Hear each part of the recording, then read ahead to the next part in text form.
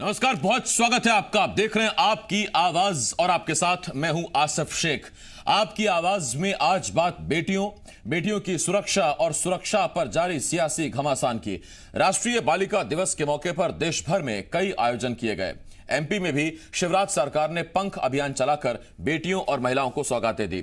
CM Shivraj ने एक बार फिर बेटियों की सुरक्षा पर जोर दिया तो इस पर सियासत गर्मा गई। कांग्रेस ने आरोप लगाया कि भाषणों से बेटियों की सुरक्षा नहीं होने वाली है। कई सवाल हैं जिनके जवाब जानने की कोशिश करेंगे। एक खास पैनल भी हमारे साथ जुड़ेगा, लेकिन आइए सबसे पहले एक रिपोर्ट देखते हैं।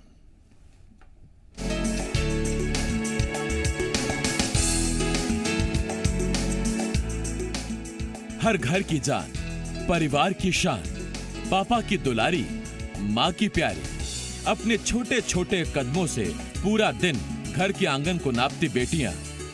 राष्ट्रीय बालिका दिवस पर हर किसी ने बेटियों को लाड़ और प्यार किया, मगर बेटियों की सुरक्षा पर सियासत में घमासान मचा है। बालिका दिवस के मौके पर शिवराज सरकार ने एमपी में पंख अभियान की शुरुआत की।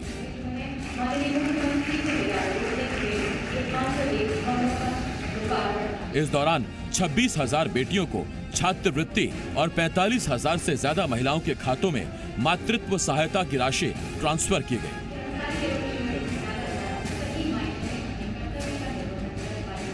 सीएम ने एक तरफ जहां मां और बेटी का सम्मान किया, तो वहीं साथ ही उन्होंने उनकी सुरक्षा पर भी चिंता जाहिर की। सीएम ने कहा रेप के दोषियों को फौरन फांसी मिलनी चाहिए, तो साथ ही उन्होंने बेटियों की सुरक्षा को पुख्ता करने के लिए कहा कि सभी को सियासत से अलग एक साथ काम करना होगा। कि हर विषय को राजनीति में ना घसीटें। केवल आंकड़ों की बात करने से क्या होगा? मेरे पास भी आंकड़े, मैं कहूंगा 15% अपराध कम हो गए कांग्रेस के जमाने से, लेकिन इससे कोई फायदा होगा क्या? एक दूसरे को गाली देने से काम नहीं चलेगा। मिलकर पूरे समाज को जुटना पड़ेगा। कुछ तो मुद्दे ऐसे हो जिस पे हम मिलकर विचार करें। एक तरफ जहां सीएम बेटियों को सौगात दे रहे थे और सुरक्षा पर चिंता जाहिर कर रहे थे, तो दूसरी तरफ कांग्रेस ने सरकार को निशाने पर ले लिया।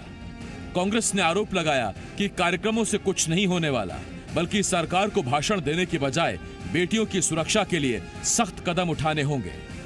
महिलाओं के खिलाफ अपराध में एमपी अव्वल है। आज महिलाओं पर अत्याचार ऐतिहासिक है। सबसे ज्यादा महिलाओं पर अत्याचार मध्य प्रदेश में, सबसे ज्यादा बढ़ती हुई बेरोजगारी मध्य प्रदेश में। ये आज हालात, ये चित्र है। यानी बेटियों की सुरक्षा पर घमासान मचा है। वैसे बीजेपी सरकार में बेटियों के साथ हुए अत्याचार के मामलों के आंकड़े अच्छे नहीं रहे हैं, मगर इस बार सीएम का फोकस बेटियों की सुरक्षा पर है। अब देखना यह है क्या सिर्फ मंचों पर दिए जा रहे आश्वासनों से बेटियां महफूज हो जाएंगी, या पुलिस और कानून की मदद से बेटियों की सुरक्षा के लिए और मजबूत कदम उठाए जाएंगे। प्रमोद शर्मा, जी मीडिया, भोपाल।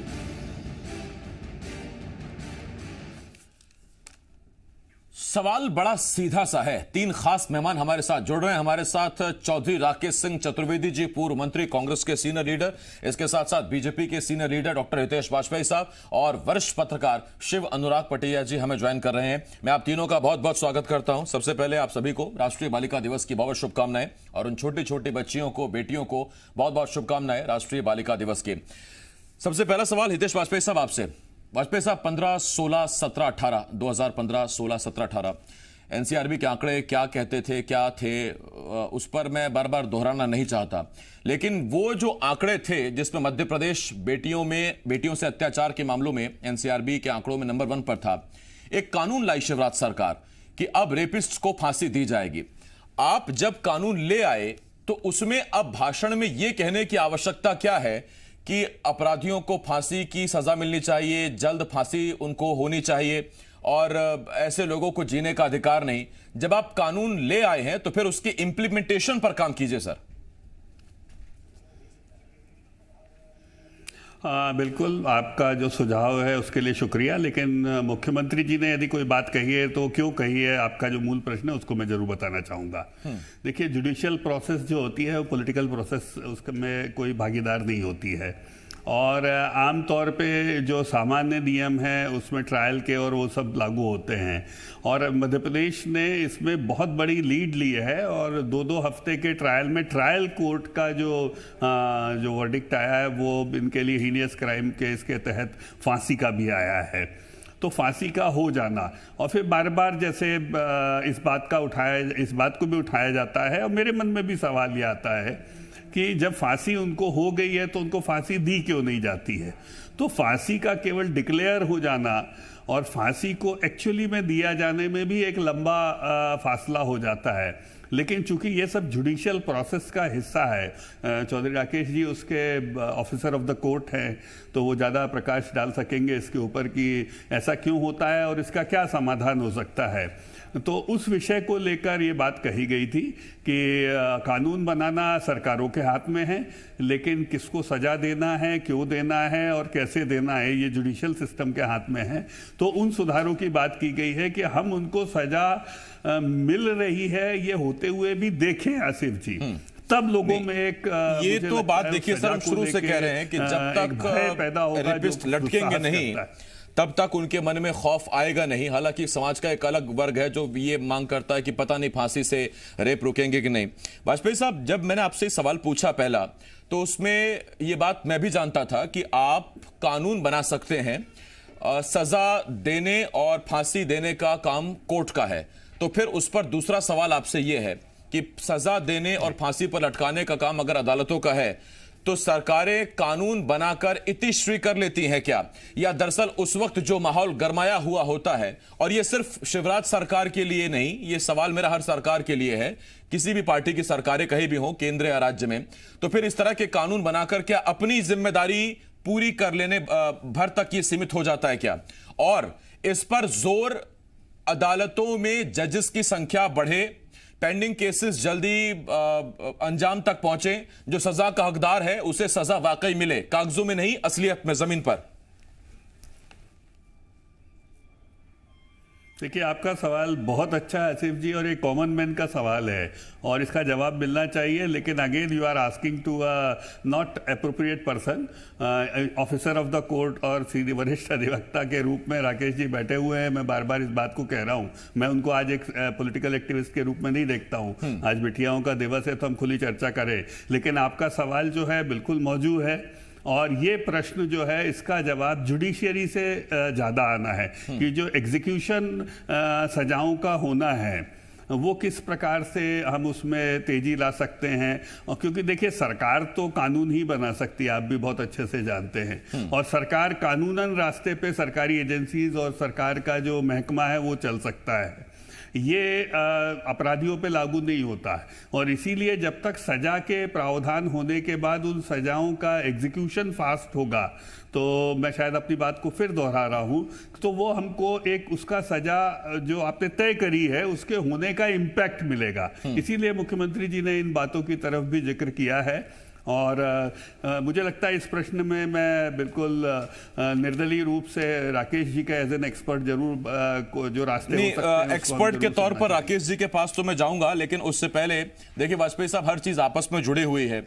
आप अगर जजेस की संख्या बढ़ाते हैं, आपसे मेरा मतलब सरकारों से है, तो उसमें एक तो रोजगार बढ़ेगा, और जब जजेस की संख्या बढ़ेगी तो फिर हम उम्मीद करते हैं कि पेंडिंग केसेस भी जल्दी खत्म होंगे। और जब मैंने कहा कि चीजें जुड़ी हुई हैं, तो बहुत से लोग शायद ये बात जानते नहीं होंगे कि वाजपेयी साहब की जो धर्मपत्नी है वो भी जुडिशरी से आती हैं, तो आधी वकालत तो वहीं से वो हो जाती है, और पता लग जाता है कि क्या क्या दिक्कतें हैं, कहाँ दिक्कतें आती हैं। बाकी जो लोग जानते हैं वो जानते होंगे वाजपेयी साहब को।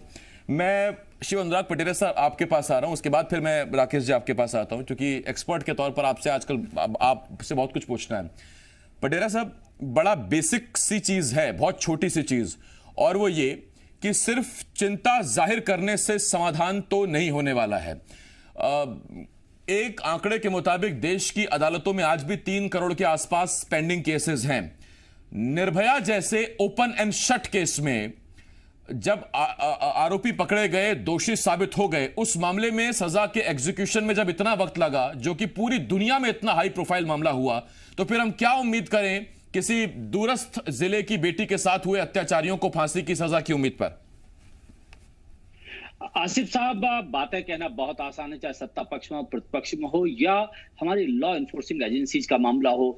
सबसे बड़ी बात है कि जो कन्वेक्शन रेट है ऐसे मामलों में कितना है। मेरे हिसाब से 30% के आसपास कहीं बैठता है, 30 से 40% के आसपास बैठता है। साल दर साल बदलता चला जाता है। लगभग 60-70% लोग ऐसे मामलों में बच के निकल जाते हैं। दूसरा, सरकार में बैठे लोगों का रवैया बहुत ही खराब होता है। उज्जैन का मैं एक जिक्र करना चाहूंगा। एक रेप के मामले में एक पुलिस के कांस्टेबल को पकड़ा गया। अब देखिए, हद देखिएगा कि उसकी जगह दूसरे का स्पर्म दूसरे सिपाही का रख दिया गया और फिर वो पकड़ा गया। ये तो एक मामला पकड़ा गया है, ऐसे हजारों मामले हो गए होंगे। दिक्कत ये है, जब सिस्टम करप्ट होगा, जब लोग बैठे लोग उसमें फेवर करेंगे, तो मुझे लगता है बड़ी बड़ी चीजें। मध्य प्रदेश में बहुत ही एक कमलनाथ सरकार के दौरान एक सीडी कांड हुआ था। क्या बोलते हैं उसको, हनी ट्रैप या क्या बोलते हैं उसको। उसमें क्या हुआ, दिक्कत ये है सिस्टम दो तरीके से काम करता है मध्य प्रदेश में या पूरे देश में। भेड़ों के लिए अलग तरीके से और शेरों के लिए अलग तरीके से। गरीब आदमी रेप पे पकड़ जाए तो रस्सियों से बांध के पूरे गांव में जूतों की माला पहना के या गधे पे बैठा के मुंह काला करके घुमाया जाता है। और जब बड़े आदमी जो हनी ट्रैप वाले में पकड़े गए, उनमें कितनों के खिलाफ कार्रवाइयां हुई। सब पर्याप्त लोगों के खिलाफ सीडी उपलब्ध थी, पर्याप्त लोगों के खिलाफ जानकारियां उपलब्ध थी। लेकिन दिक्कत यह है, हमारी लॉ इन्फोर्सिंग एजेंसी दो तरीके से बिहेव करती हैं, एक ताकतवर लोगों के साथ में और एक कमजोर लोगों के साथ में। अब जेलों में जाइएगा, आपको कमजोर वर्ग के कैदी ज्यादा मिलेंगे। जो बड़े बहुत सारे लोग हैं वो जाते हैं तो सुविधा में छूट जाते हैं। पानी की बोतल 2,500 रुपए में लेते हैं वहां पे। ये कहना है मुझे कोई दिक्कत नहीं है। अदालतों में मोबाइल फोन पहुंचते हैं, खाने का सामान पहुंचता है, एक समानांतर व्यवस्था चलती है। दिक्कत ये है कि जब तक कानून को अब समान रूप से आप लागू नहीं करेंगे, तब तक कोई भी चीज रुक नहीं सकती है। सिर्फ आई बासिंग होगा, हम हाथ धोते रहेंगे, आंखों को धोते रहेंगे। राकेश जी कुछ कहेंगे, हितेश जी कुछ कहेंगे, मैं कुछ कहूंगा, लेकिन अंतोगत्ता होगा कुछ नहीं। दूसरा, मध्य प्रदेश में लगभग 37 मामलों में फांसी की सजा हो गई है। एक भी व्यक्ति को सजा की फांसी की सजा नहीं दी गई है। ऐसे कौन सी दिक्कत आन पड़ी है? तो फिर सजा दीजिएगा मत। जो काम आप कर नहीं सकते हैं, मैं अक्सर कहता हूं, जो कानून या जो सजा दे नहीं सकते हैं उसको देने का आपको कोई हक नहीं है। दीजिएगा तो फिर उसको एग्जीक्यूट करने की कोशिश करिएगा। बुंदेलखंड में कहा जाता है, पूछा कि ये कानून बनाना क्या ये सियासी माइलेज के लिए होता है, फिलहाल उठ रहे सवालों को दबाने के लिए होता है? हालांकि चर्चा की शुरुआत बड़ी सकारात्मक हुई है, अब बारी का इंतजार कर रहे हैं। चौधरी साहब, मैं आपके पास आता हूं।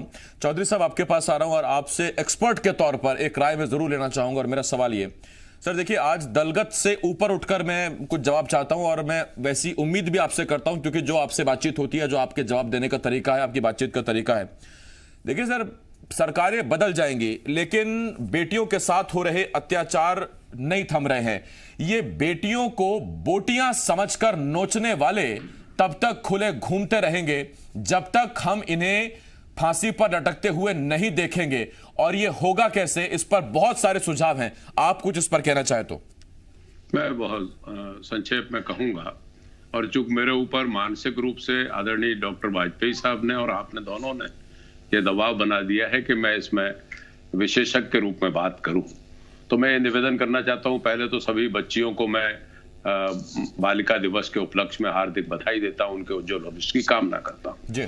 आदरणीय वाजपेयी साहब ने कहा और आज मुख्यमंत्री जी ने कहा कि इनको सजा फांसी की होनी चाहिए, और ये कह के वाजपेयी साहब ने थोड़ा सा किनारा किया कि ये जुडिशरी का मैटर है, फला है। नहीं, आपने भी चिंता जाहिर की और अभी ये कहा भी कि कई वर्षों बाद एक बार फांसी की सजा हो जाए तो उसका इम्प्लीमेंटेशन होने में कई वर्ष लग जाते हैं। निर्भया हत्याकांड की बात भी की आदरणीय पटेरिया जी ने। मैं सबसे पहले कानूनी तौर पर यह कहना चाहता हूं कि बेशक ऐसा कानून बनना चाहिए जिसमें रेप के मामले में जो रेप बच्चियों के साथ, नाबालिग बच्चियों के साथ या बच्चियों के साथ किए जाते हैं, उसमें फांसी की सजा का प्रावधान किया जाना चाहिए। लेकिन मैं शिवराज सिंह जी को सुन रहा था तो वो कह रहे थे इसमें सबको खुले मन से बोलना चाहिए और सबको खुले विचार रखना चाहिए, इसमें कोई राजनीति नहीं करना चाहिए। तो मेरे भाई, मैं एक्सपर्ट के तौर पे आपके सामने ये निवेदन कर रहा हूं कि शिवराज सिंह जी ने जो मंच पे बोला है, इसको सरकारी प्रस्ताव के माध्यम से विधानसभा में लाए और मध्य प्रदेश की विधानसभा से एक राय होकर, अगर उसमें विपक्ष आपके विरोध में जाए कि हम इसके पक्ष में नहीं है, तब आप विपक्ष पर आरोप लगाएं। मैं आपकी बुद्धि कौशलता इस पे मानता हूं कि आप इस पे एक शासकीय प्रस्ताव लाइए, मध्य प्रदेश की तरफ से, क्योंकि अमेंडमेंट होगा दिल्ली से। तो आपको चाहिए कि आप बजाय भाषण देने के, मंच पे आने के, बजाय हमदर्दी जताने के, आप मुख्यमंत्री हैं इस प्रदेश के, 8 करोड़ जनता आपकी तरफ चौधरी साहब, इसमें सीएम ने आज विपक्ष पर निशाना तो नहीं साधा। हाँ, उन्होंने, आप जो कह रहे हैं कि ये भाषण की बजाय आप इसे प्रस्ताव में या लिखित में आप लाएं तो बेहतर है। हालांकि विपक्ष पर आज उन्होंने निशाना नहीं साधा, बड़ी सकारात्मक तौर पर उन्होंने कहा कि हम सबको इसमें मिलकर काम करना होगा। लेकिन मैं जो बात कह रहा हूं कि आपकी बात सुन ली भाषण में, अब आपको इस पे शासकीय प्रस्ताव लाना है और मध्य प्रदेश से इसको पारित करके भेजिए। दूसरी बात ये आती है कि ये लिटिगेशन क्यों होता है, क्यों ये रुकते जाते हैं। फांसी की सजा आज हुई और उसको फांसी हो रही है 2 साल बाद। अरे भाई, सरकार, मध्य प्रदेश सरकार शासकीय प्रस्ताव लेके आए और केंद्र सरकार को ये निवेदन करे कि ये अपीलेट अथॉरिटी है, इसको कम किया जाए। एक कोर्ट अगर सजा देती है आसिफ साहब, तो उसको कितने मौके आप देंगे उसको बरी होने के लिए? आपको, जैसा अभी पटेरिया साहब कह रहे थे कि 37% तो एक्यूज छूट ही जाते हैं प्रशासनिक जो अभियोजन होता है उसकी कमजोर पैरवी की वजह से, गवाहों की पैरवी की वजह से। तो आपको चाहिए कि शासकीय प्रस्ताव लेके आए और केंद्र सरकार को यह निवेदन करें कि जितनी भी ये बहुत ज्यादा अपीलेट अथॉरिटी है उन सबको बंद करके, अगर एक अदालत ने सजा दी है तो एक अपील सिर्फ मिलना चाहिए ऐसे केसों में जो हीनियस ऑफेंस हैं, जो समाज के लिए दाग है, धब्बा है। इनमें बहुत ज्यादा अपील की जरूरत नहीं है, रिवीजन की जरूरत नहीं है। एक बार एविडेंस हो जाए, उसके बाद एक अपीलेट कोर्ट में उसको जाने का मौका दीजिए और उसके बाद उस पर इम्प्लीमेंटेशन होना चाहिए। ये बहुत बेहतर बात कही आपने।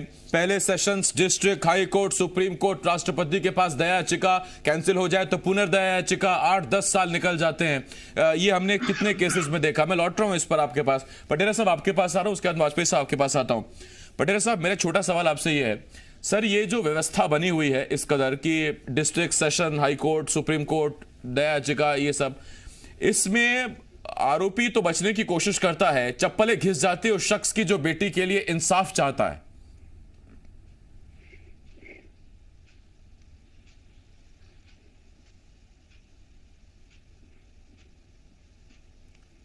पटेरा सर, आपको आवाज मिल रही मेरी? बीच में गायब हुई थी, दोबारा रिपीट करेंगे आप? जी, मैंने कहा सर, ये एक के बाद एक अथॉरिटीज रहती हैं और दूसरी बात, ये देश की अदालतें अपने आप में बहुत सक्षम है। हालांकि संविधान, कानून अधिकार देता है हर आरोपी को कि वो बड़ी कोर्ट में जाकर अपने आप को निर्दोष साबित करने की कोशिश करे, लेकिन इसी पूरी प्रक्रिया में 8 से 10 साल निकल जाते हैं या ज्यादा वक्त भी निकल जाता है। हमने कई केसेस में देखा है। जो एक सुझाव राकेश जी ने दिया वो बहुत बेहतर सुझाव हो सकता है, लेकिन ये तय करना होगा कागजों पर, भाषण में नहीं। आपका कहना बिल्कुल सही है। थ्योरेटिकली आदर्श स्थिति यही है जो राकेश जी कह रहे हैं, इससे ज्यादा नहीं होना चाहिए। लेकिन इस देश का जो जुडिशियल सिस्टम है उसमें अपील की प्रोसीजर है। हमारे न्याय का सिद्धांत ये है कि 100 दोषी छूट जाएं, लेकिन एक निर्दोष को सजा ना हो पाए। तो सबसे बड़ी बात है, नेचुरल जस्टिस के हिसाब से सारी चीज चलती है। मुझे लगता है ऑप्शन तो आपको सारे देना पड़ेंगे, लेकिन इसके लिए फास्ट ट्रैक कोर्ट्स आप बना सकते हैं। जो आपकी प्राइमरी कोर्ट हो, जो शुरुआती कोर्ट हो, वो फास्ट ट्रैक कोर्ट हो, और उसके बाद में डिस्ट्रिक्ट कोर्ट में भी फास्ट ट्रैक कोर्ट हो, और सीधा वो हाई कोर्ट या सुप्रीम कोर्ट जहां जाना है। प्रोसेस को आप कर्टल इस तरह कर सकते हैं। आप जेएमएफसी वाली या डिस्ट्रिक्ट जज, एडिशनल डिस्ट्रिक्ट जज की कोर्ट में फास्ट ट्रैक कोर्ट आप दे सकते हैं। एक जिले में फास्ट कोर्ट कर दीजिएगा, और हाई कोर्ट में भी उसकी प्रोविजन करिएगा। रेप के मामलों में फास्ट ट्रैक उनकी सुनवाई हो तो उनका टाइम बाउंड कर दीजिएगा 15 दिन। दुनिया भर में सारे हैं कि आपको जाति प्रमाण पत्र इतने दिन में मिल जाएगा, राशन इतने दिन में मिल जाएगा, सर्टिफिकेट इतने दिन में मिल जाएगा, लेकिन अदालतों में कोई टाइम बाउंड नहीं है। मुझे लगता है एक टाइम बाउंड प्रोसेस होना चाहिए। जब पूरे दुनिया के लिए अदालतें नियम तय कर देती हैं कि 5 दिन में करिए, 3 दिन में करिए, 2 दिन में करिए, 1 घंटे में करिए, तो अदालतों को भी एक समय सीमा में लाया जाना चाहिए कि कम से कम महिलाओं के अत्याचार और दुर्व्यवहार से जुड़े मामलों को अधिकतम 15 दिन में उसकी सुनवाई हो जाए। अगर ऐसा होता है तो निश्चित तौर पर न्याय मिलेगा। मुझे लगता है फास्ट ट्रैक कोर्ट इसका सर्वोत्तम विकल्प है। पूरी दुनिया में इस तरह की फास्ट ट्रैक कोर्ट होती हैं जो तमाम हीनियस क्राइम से जुड़े मामलों में होती है। अमेरिका, यूरोप के तमाम मुल्कों के बारे में मेरी जानकारी है कि वहां फास्ट ट्रैक कोर्ट में ऐसे मामलों की सुनवाई होती है। पूरे ऑप्शन दिए जाते हैं, लेकिन न्याय की गति, प्रोसीजर तेज होता है। इवन इन्वेस्टिगेशन बहुत तेज होता है। हमारे यहाँ इन्वेस्टिगेशन क्या है, 1 जांच, 2 जांच, 3 जांच। दिक्कत यह है बचाने की कोशिशें ज्यादा होती हैं और अपराधियों को पकड़ने नहीं, की उसमें कोशिशें पटेल साहब ने जो शुरुआती कहा दौर बहुत में बेहतर कहा कि हनी ट्रैप वाले मामले में बता दीजिए कि कौन सा जाना पहचाना बड़ा नाम कोई सामने आया हो, जबकि नाम सबको कानो कान मालूम है, सबको लेकिन मालूम। हाँ बिल्कुल मालूम है सबको और मालूम। एक से एक बड़े नाम मालूम है, लेकिन चूंकि उसमें अभी तक जिस जांच में किसी ने नाम सामने नहीं लाया, किसी पर आरोप साबित नहीं हुए, इसीलिए उनका नाम लेना ठीक नहीं है, नैतिक जिम्मेदारी भी नहीं है। वाजपेयी साहब मैं आपके पास आ रहा हूं। वाजपेयी साहब, सारी गलती जुडिशरी सिस्टम की नहीं है या फिर जुडिशरी सिस्टम की प्रोसेस की सारी गलती नहीं है, यहां बुनियादी जो जांच शुरू होती है उसमें ही गड़बड़ शुरू हो जाती है। हम सलाम करते हैं उन अधिकारियों को जिन्होंने, जैसा पटेल साहब ने बताया कि 37 मामलों में फांसी की सजा हो गई, तो इसका मतलब यह है कि वहां अधिकारियों ने, कर्मचारियों ने अपनी पूरी जिम्मेदारी निभाई। जल्द से जल्द हमने देखा कि 3 हफ्ते के अंदर पूरी जांच करके चालान पेश किया, कोर्ट में फांसी की सजा हो गई। ऐसे मध्य प्रदेश में मामले हैं, इंदौर की बिटिया का मुझे याद आता है। लेकिन यह मध्य प्रदेश वही मध्य प्रदेश है जहां रेप तो बहुत बड़ी बात है, एक महिला बाल विकास विभाग में जुड़ी 2 अधिकारियों के सस्पेंशन की कार्रवाई मंत्री को फाइल दी जाती है, फाइल घूमती रहती है, सस्पेंशन का कार्यकाल पूरा हो जाता है और बाद में मंत्री बताती है कि सीएम के पास फाइल है, वहां से ऑफिस में आता है कि मंत्री ने अभी तक साइन नहीं करी। ये बड़ी बुनियादी सी चीज है, यहां से तो शुरुआत करिए, कोर्ट में जाकर जब कानूनी कार्रवाई होगी, इंसाफ तो तब बाद में मिलेगा। देखिए आसिफ जी, मुझे लगता है कि आपके विषयों के समाधान करने के लिए शिवराज सिंह चौहान जी ने सबसे पहले पहल करी है, तो इसीलिए मुझे तो बड़ी आसानी है इस पर बोलने में।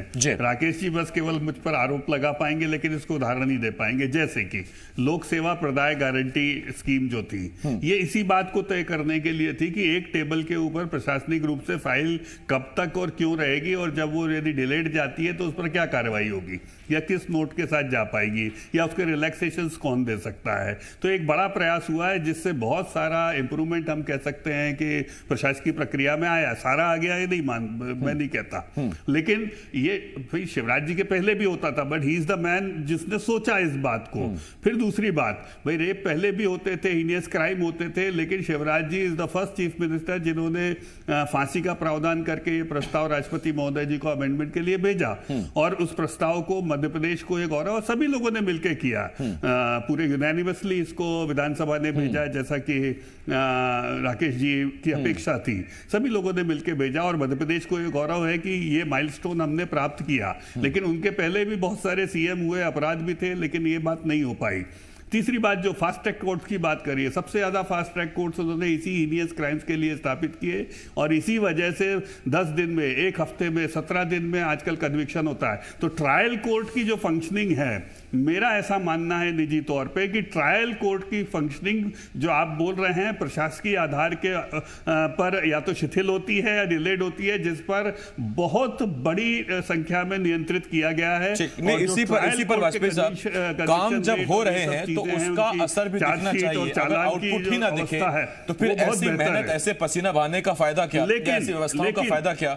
उसी पर मेरा सवाल था वाजपेयी साहब। मेरे पास वक्त हो गया सर, मैं भी टाइम से बंधा हुआ हूं सर, मुझे भी टाइम में इसी में समेटना है। आगे छत्तीसगढ़ की जनता अपने मुद्दे का इंतजार कर रही है। बहुत धन्यवाद आपका राकेश जी, बहुत शुक्रिया। वाजपेयी साहब, पटेरिया साहब, बहुत धन्यवाद आपका।